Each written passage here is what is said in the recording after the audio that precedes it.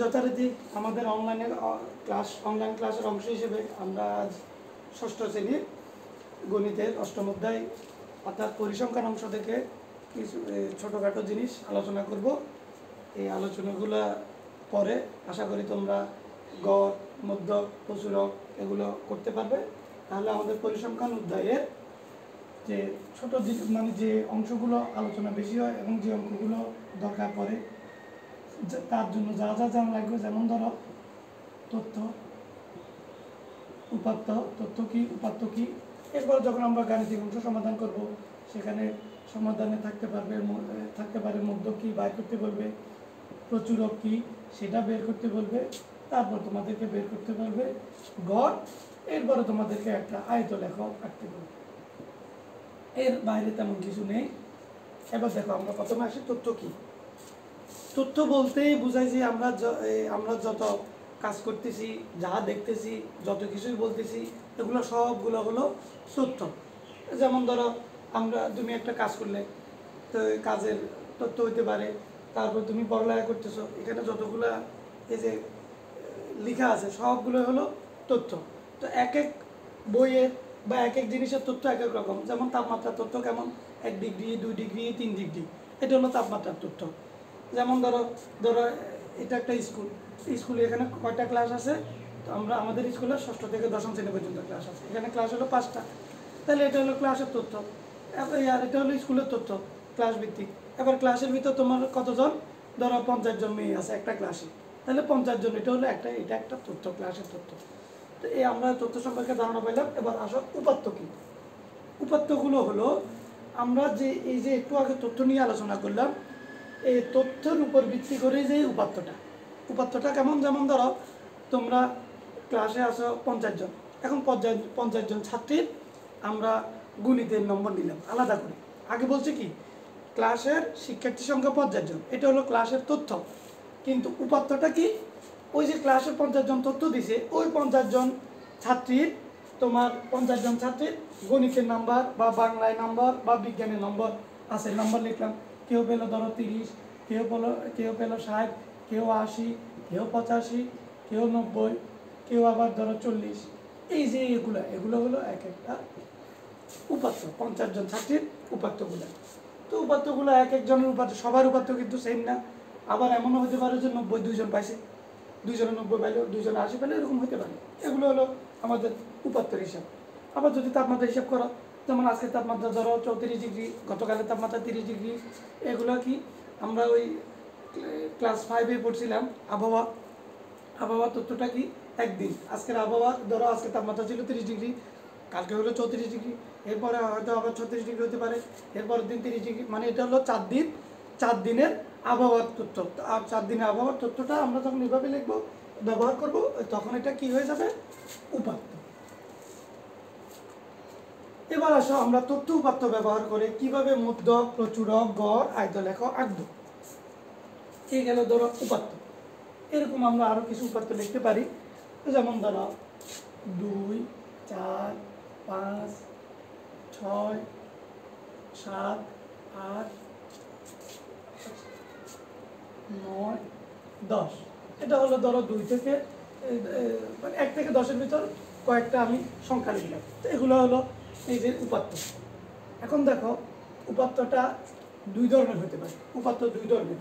এবার আরেকটা লিখি, ধরো 4, 5, 8, 9, 2, 10, 6, 1 2 3 4 5 6 7 8, 1 2 3 4 5 6 7, আরেকটা কি বাকি রয়ে গেল, 7 বাকি রয়ে গেল, ধরো 7।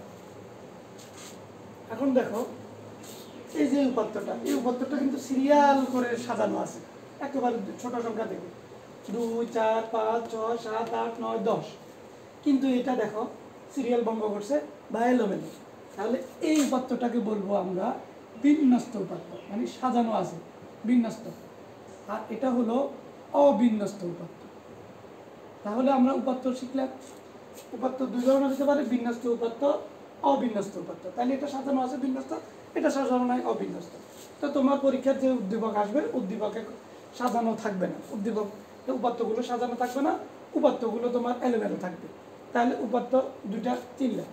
এবার আমরা আবার অন্য আরেকটা উপাত্ত ব্যবহার করি। আবার লিখি, যেমন ধরো লিখলাম 5, 8, 7, 10, 12, 11, 8, তারপর ধরো 15, এরপর দিলাম 8।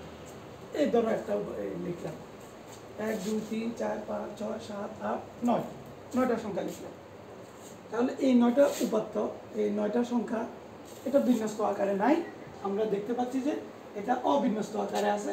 কারণ 5, 8 আবার 7-এ চলে গেল, আবার 10, 12 আবার 11-তে চলে গেল, ছোট সংখ্যা। তাহলে এখানে এলোমেলো আছে।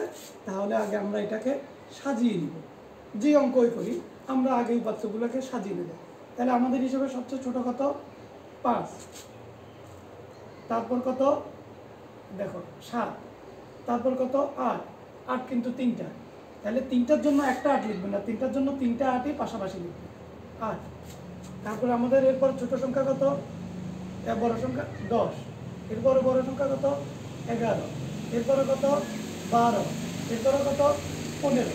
তাহলে আমরা এই উপাত্তটাকে সাজিয়ে নিলাম। এবার আসো, তাহলে আমরা প্রথম আসি মধ্যক নির্ণয় করব। তাহলে মধ্যক নির্ণয়, মধ্যক মানে হচ্ছে যে মাঝের সংখ্যা। মধ্যক মানে মাঝের সংখ্যা। এই দেখো এখানে মাঝের সংখ্যা হিসাব করো। মাঝের সংখ্যা হিসাব বা মধ্যক যদি আমরা গাণিতিকভাবে প্রমাণ করতে যাই, তাহলে মধ্যক নির্ণয় করতে হলে তোমাকে এখানে উপাত্তের সংখ্যা আগে হিসাব করতে হবে। উপাত্ত আমরা দেখতেছি যে 9টা, 1, 2, 3, 4, 5, 6, 7, 8, 9টা। এই যখন এই বিজোড়, যখন উপাত্তের সংখ্যা বিজোড় থাকবে, তখন মধ্যক নির্ণয় করতে গেলে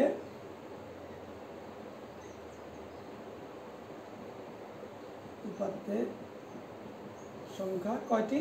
9টি, যা বিজোড়। এবার বিজোড় হলে তখন আমরা মধ্যক নির্ণয় করব, উপাত্তের সংখ্যার সাথে 1 যোগ করব। 1 যোগ করে 2 দ্বারা ভাগ দেব। কত হয় দেখো, 10 ভাগ 2 সমান 5। এই 5তম পদটাই হবে মধ্যক যদি বিজোড় হয়। 5তম পদ দেখো, 1, 2, 3, 4, 5। 1, 2, 3, 4, 5। এদিকে দেখো এটা মধ্যক হয়েছে। এটাতে এমনি বোঝা যাবে। দেখো তুমি যদি কোন করো, এটার এই পাশে কয়টা সংখ্যা? 1, 2, 3, 4টা। ওই পাশেও কয়টা? 1টা, 2টা, 3টা, 4টা। তাহলে এটা মাঝখানে অবস্থিত। তাহলে পঞ্চম পদ।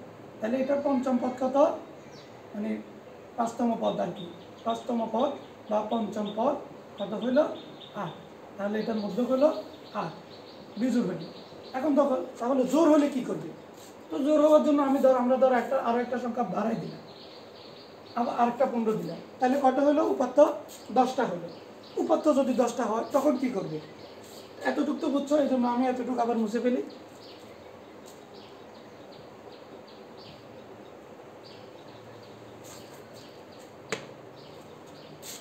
তাহলে যদি 10টি হয়, অর্থাৎ জোড় হয়, যা জোড় হলে একটা সমস্যা কি, বেজোড় হলে তো এদিকের উপাত্তের সংখ্যা আর ওদিকের উপাত্তের সংখ্যা সমান থাকে, মাঝখানেরটা ছাড়া।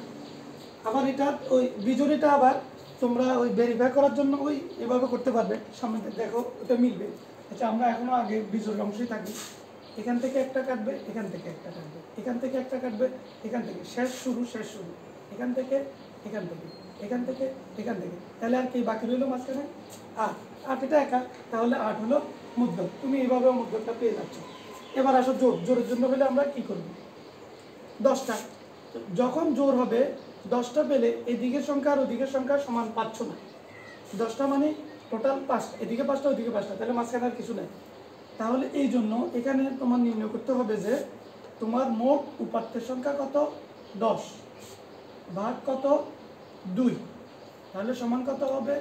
5। তাহলে এখানে মধ্যক হবে, এই দেখো এদিকে 4টা, 1, 2, 3, 4। তো 4টা বাদ দিলাম ধরো আগের মতো। এখানে একটা, এখানে একটা, এখানে একটা, এখানে একটা, এখানে একটা, 3 নম্বর, এখানে একটা, 4 নম্বরের সাথে 4 নম্বর একটা কাটলাম। তাহলে মাঝখানে কিন্তু 2টা থাকে। আগে ছিল একটা, জোর হওয়ার কারণে আগে ছিল একটা, এখন হলো 2টা। তাহলে এই 2টার গড়, আমরা গড় তো বুঝি, যে কোনো সংখ্যার গড় হলো যদি 5টি সংখ্যা আমরা যোগ করি 5 দ্বারা ভাগ, 2টি সংখ্যা যোগ করলে 2 দ্বারা ভাগ, 3টি সংখ্যা যোগ করলে 3 দ্বারা ভাগ। তাহলে যেহেতু এখানে 2টা সংখ্যা পাচ্ছি, 2টা সংখ্যা তো আর মধ্যক হতে পারে না, মধ্যক হবে একটা। এই জন্য এই 2টা সংখ্যার গড়ই হবে আমাদের এই জোড় উপাত্তের জন্য মধ্যক। তাহলে 2টা সংখ্যা কোনটা কোনটা, 1 2 3 4 5, তাহলে এটা 5 নম্বর আর 6 নম্বর পদ, 5 নম্বর এবং 6 নম্বর পদ।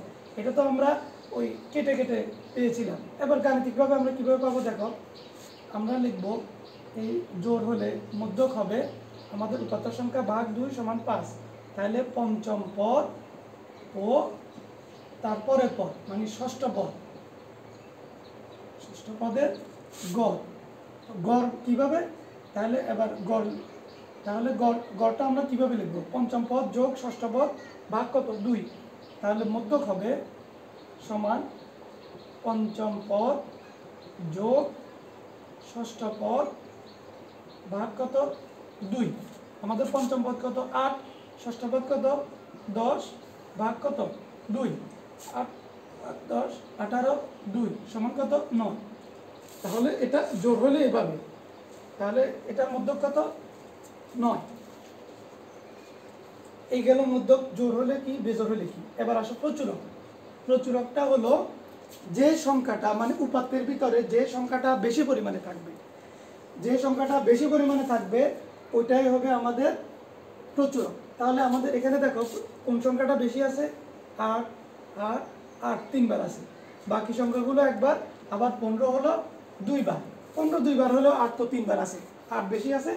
এই জন্য এই উপাত্তের প্রচুরক হবে কত 8। আমাদের হিসাবে এই প্রচুরক হবে কত 8।